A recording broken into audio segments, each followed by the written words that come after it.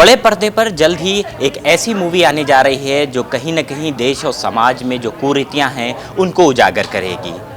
इस पूरी पिक्चर में जिसने अहम रोल निभाया है वो एक्टर हमारे साथ मौजूद हैं और एक नहीं दो नहीं बल्कि 9 कैरेक्टर्स उन्होंने निभाए। सर, सबसे पहले तो आपका क्या परिचय? नमस्कार, मेरा नाम प्रवीण इंगोनिया है। मैं एक इंडिपेंडेंट फिल्म मेकर हूँ और मैंने ये फिल्म बनाई है। फिल्म का नाम है नवरस कथाकुला, जिसने रिलीज़ से पहले 58 अवार्ड जीते हैं और ये हमारे देश की जीत है।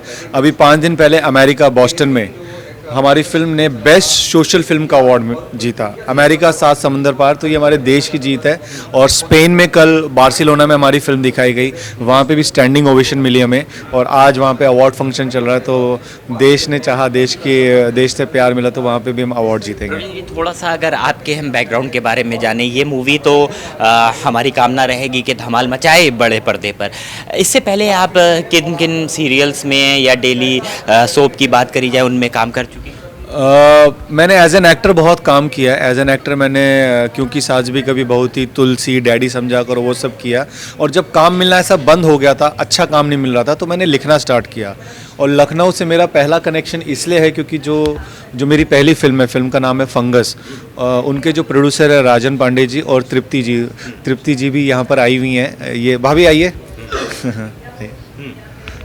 तो मैं इनसे मिलवाता हूँ। ये हमारी भाभी हैं तृप्ति जी, ये मेरी पहली फिल्म के प्रोड्यूसर है और इसलिए मेरा लखनऊ से बहुत कनेक्शन है। क्योंकि हमारे जो राजन जी हैं, जो समाज सेवी हैं, उनको जब मैंने बोला कि मेरे को एक फ़िल्म बनानी है और मैं ऐसे ऐसे करना चाहता हूँ जहाँ पे लोग 2 रुपये नहीं खर्च करते, उन्होंने इतना सारा मुझे धन दिया कि चलो आप बनाओ फिल्म। और वही लड़ाई है, वो इतनी प्यारी फिल्म बनी है, वो आज तक रिलीज़ नहीं हो पाई। उसी लड़ाई पे हम निकले हैं कि कश्मीर से कन्याकुमारी, मैं एक इंडिपेंडेंट फिल्म मेकर की लड़ाई लेकर निकल रहा हूँ कि हम अच्छा सिनेमा बनाते हैं, हमें देश का प्यार चाहिए। अगर देश का हमें प्यार मिलेगा तभी हम अच्छा सिनेमा लोगों तक ला पाएंगे। प्रवीण जी, अब आते हैं इस नवरस की थीम पर। किस थीम को ध्यान रखते हुए आप लोगों ने इस मूवी को क्रिएट किया है और जो 18 अक्टूबर को रिलीज़ होने वाली है? देखिए सर, जैसे 9 भाव होते हैं, हमारा जीवन बिना 9 भाव के अधूरा है। हम हंसते हैं, रोते हैं, गुदगुदाते हैं। तो ये जो 9 भाव है, इस 9 भाव पे 9 सामाजिक कुरीतियाँ। जैसे एज एन फिल्म मेकर मैं बड़ा विचलित होता हूँ जब मैं रेप की न्यूज़ सुनता हूँ। तो मैं चाहता हूँ कि इस देश में रेप ना हो, हमारे भारत में रेप ना हो, भारत के पूरे विश्व में रेप ना हो, इसलिए ये पूरे विश्व से अवार्ड जीत रही है। तो रेप ना हो इसलिए मैंने विभत्स रस पे एक कहानी लिखी है। डाइवोर्स क्योंकि हस्बैंड वाइफ का नहीं होता, पेरेंट्स और बच्चे का होता है, तो डाइवोर्स ना हो इसलिए हमने वो कहानी लिखी है अपना अद्भुत रस पे। फिर डोमेस्टिक वायलेंस ना हो, औरत जब रोती है तो वो करुणा होती है।